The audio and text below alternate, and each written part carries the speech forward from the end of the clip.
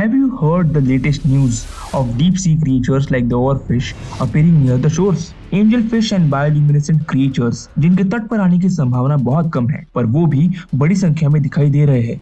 Warming of the oceans and currents are pushing these animals to the unfamiliar environments. क्या आपने सुना है कि इन विचित्र घटनाओं की जांच करते समय साइंटिस्ट्स को सोलर इंटरफेरेंस का पता चला है। हम सभी ने पौराणिक समुद्री जीवों की कहानियां सुनी है या कम से कम बुक्स में उनकी पिक्चर तो देखी ही है, but what if there is a huge leviathan on the ocean floor. आज हम ये जानेंगे कि समुद्र की गहराई में रहने वाला एंशिएंट माइथोलॉजिकल क्रिएचर लेविथन अगर सच में अस्तित्व में है तो वो मानवीय जीवन और ओशनिक इकोसिस्टम पर कैसा प्रभाव डालेगा। So first let's understand who and what is leviathan. Leviathan is a sea monster that was created by Yahweh along with his few other original creation. Yahweh is a Christian god जिसने लेविथन को समुद्र का शासक बनने की शक्ति दी। Originally there were a male and a female लेविथन जो एक दूसरे का साथ दे रहे थे, but the female was killed so that वे दुनिया को नष्ट ना कर सके और संतान पैदा ना कर सके। It became evil and had a destructive nature. It was a threat to all the other creatures on the earth including humans.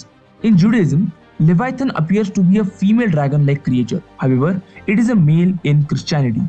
और इसकी लंबाई 300 माइल्स दैट इज 483 किलोमीटर तक बताई जाती है, जबकि कुछ ग्रंथों का दावा है कि इसका आकार सिर्फ 20 फीट था। Leviathan is scaly and resembles a sea serpent. There are few sources that tell us that this monster is like a giant serpent, whale, dragon and even a crocodile. सभी धर्मों में यह माना जाता है कि Leviathan अंतिम समय में प्रकट होगा। ऐसा कहा जाता है कि वो समुद्री तल से ऊपर उठेगा और परेशानी पैदा करेगा। The world is going to face huge disasters by 2050 as reported by scientists. More than half of the world will be inhabitable by 2050 and mass migration will occur. Food will be scarce, natural disasters भयावह होंगे। तापमान में half degree rise से संघर्षों में 10 to 20% की rise होगी और बीमारियां तेजी से फैलेंगी। Leviathan likes chaos and what better time to show up than now. अब जैसे कि ये सांप जैसा दिखता है, its diet will consist of large fishes like whales, dolphins, sharks and squids. Most of the blue whales are spotted in the North Sea, Mediterranean Sea, Atlantic Ocean and North Atlantic coastal regions. The hunting grounds for a leviathan would be these seas. और इसका सबसे कमजोर शिकार blue whale होगी। Many sharks will be under threat too, as they are mostly found near South Africa, which is closer to leviathan's habitat. This will have a huge impact on the oceanic ecosystem and food chain. It will target the colonies of fishes near the coral reefs. इससे aquatic animals असामान्य वातावरण की ओर migrate करने को मजबूर हो जाएंगे। Does this ring a bell?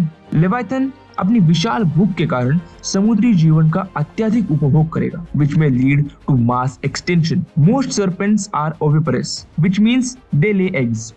If a male and female leviathan coexist, तो वो कई संतानें पैदा करेंगे, जिससे समुद्री जीवन के लिए खतरा बढ़ जाएगा, क्योंकि ये एक प्रमुख शिकारी होगा। Leviathan, being a giant serpent, might show unique behaviors like brumation. It may seek shelter when the northern hemisphere undergoes a winter season.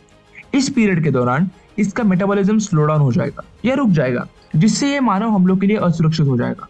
However, this is only possible if it lives in shallow waters. But if it thrives in deep seas, it will show features like bioelectrical abilities like an eel. ये पानी के अंदर high voltage electric currents उत्पन्न कर सकता है, जिससे आसपास का वातावरण सदमे में आ सकता है एंड पानी के अंदर की मशीनरी और सबमरीन्स को नुकसान पहुंचा सकता है। It will bring new research for the science of its unique features like bioluminescence and bioelectrical abilities. It will be resistant to high pressure and heat if it dwells in the deep sea and ocean floors. Now, as इसका आकार बहुत बड़ा है, इसलिए ये satellite images में दिखाई दे सकता है, which could help scientists and biologists track the animal.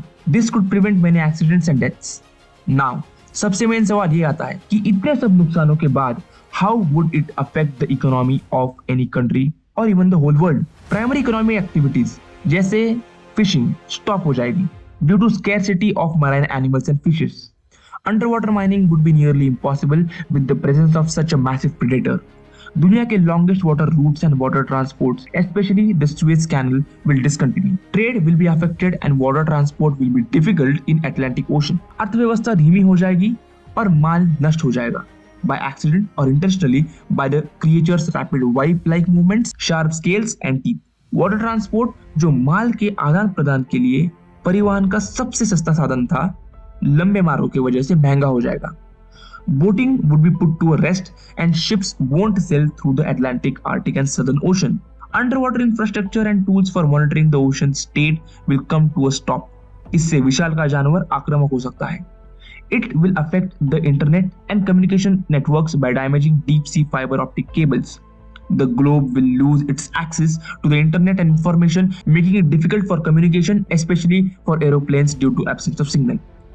On the brighter side, it could also provide more scope for research based on evolution. The existence of Leviathan would also mean there would be terrestrial and aerial giants that evolved from this aquatic creature. This could open the doors to even more mysteries. Video पसंद आया हो तो like share और subscribe जरूर करें.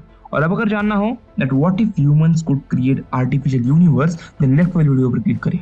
अगर जानना हो what if YouTube never existed, then right वाली वीडियो आपके लिए. सब्सक्राइब करके वहां जल्दी पहुंच जाना. वही होगी फिर से मुलाकात.